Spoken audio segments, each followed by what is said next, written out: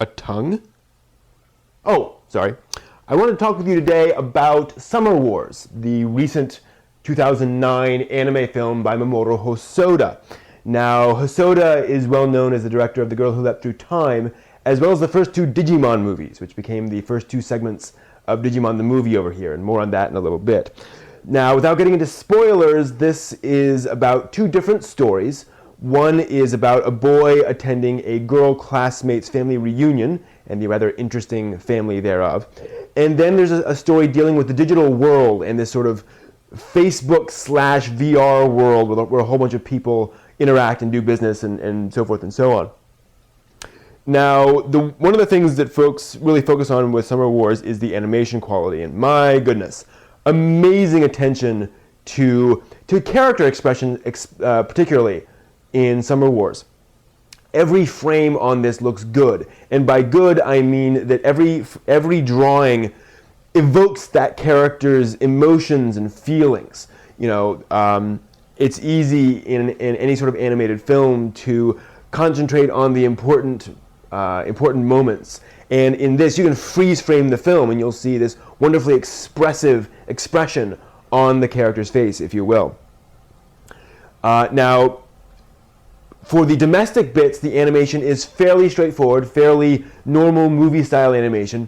Gorgeous, but nothing crazy. Although the characters can get a little over the top, a little excitable in the way that anime characters can be, but nothing that would be off-putting to non-anime fans, for example. You could easily show this to non-fans. In contrast, the digital world is pretty darn crazy, and that's again kind of the point. It's rendered in with both CG and some 2D elements. It looks very distinctive, very much like Murakami's super flat artwork. It was clearly an inspiration. And it just looks very wild and very strange. Now, fortunately, I think if you're going to show this to a non-fan, they can really get into the domestic bits in the digital world. Because it looks so different, they can understand, okay, it's supposed to look weird and odd and kind of cartoony in its own way. Now, one thing I love about Hosoda is how clearly he communicates. This is a wonderfully clearly and cleanly edited and directed film. And I think this comes from his experience doing Digimon. He directed those first two Digimon movies, as well as one episode of the first Digimon series. And I think he learned from that how to communicate clearly to the audience. Which is not to say that Summer Wars, looks childish or childlike, or that the editing is simple. It's just that you always know what you're seeing on screen. You always know what's going on, which I really appreciate. He learned from film, which we spent decades figuring out how to show things on film. He knows that. Now, I listened to this with the English dub all the way through, and it's a little creaky at times, but by the time I got a good halfway through, no problems. I then flipped to the Japanese dub and noticed I had kind of the same problem. And I think the main issue lies in the fact that in anime, we're used to characters that are pretty wild, pretty bold characters, if you will. And Summer Wars characters are more salt of the earth. The family itself, has characters who work in very normal, sort of blue-collar jobs. So you have a very wide, different variety of people in this. And so they have to be very different in terms of voices, but they're not the wacky anime voices that we're used to, or the over-the-top anime voices that we're used to. Much as I love Rie Kugumiya, her voices are very distinctive in trying to do certain kinds of characters. These characters aren't trying to be kinds of characters, they're trying to be aunts and uncles and cousins and normal people, but very different, very distinctive ones. So that takes a little getting used to. But like I said, I had no problems doing so once I got used to that style of dubbing. The writing, in terms of the story and so forth, feels very realistic. These are real characters who are as odd as real people can be, but are still relatable. And again, one of the problems with anime is that it creates these bold characters who can be kind of one-dimensional, kind of simplistic. But that's what anime is trying to do. A lot of anime are, they're not trying to create realistic three-dimensional characters, they're trying to create characters that get across specific things.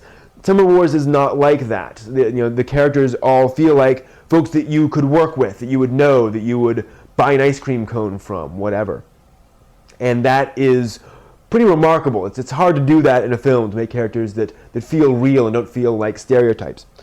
Now, the story begins as this sort of quiet slice of life story about this odd family contrasting with the weirdness of the digital world. But then as the story progresses and the plot elements get larger, shall we say, that becomes kind of an odd juxtaposition.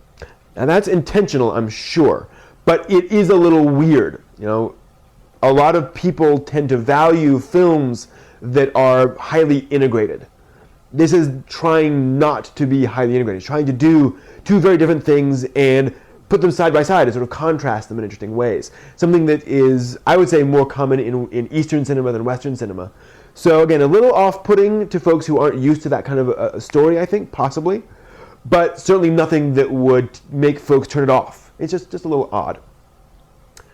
One final thing about the story, I mentioned the first two Digimon movies. Pretty much every plot point in the digital world sequence of Summer Wars is pulled directly from the second Digimon movie, Our War Game. Pretty much every single one. Now, I love Our War Game, and I think that is a very tight, very well-constructed story. And Hosoda directed both of them, so I'm not complaining here. You know, he chose an excellent work of his own to steal from. Good artists copy, great artists steal. But that was surprising to me. One of the nice things is that you'll only notice this if you happen to have watched those things. So if you're trying to show this is a great film, as I've been implying. It's a great film to show to non-anime fans. They'll get it, they'll enjoy it. There's definitely a lot of Japanese elements to it, but it's very relatable. You know, we all understand these sorts of characters and these sorts of things they're dealing with. And you'll recognize those bits from the Digimon movies if you've seen them. They won't care. So it's just a fun little thing for you. So that's Summer Wars. It has been released in America, North America, by Funimation on both Blu-ray and DVD.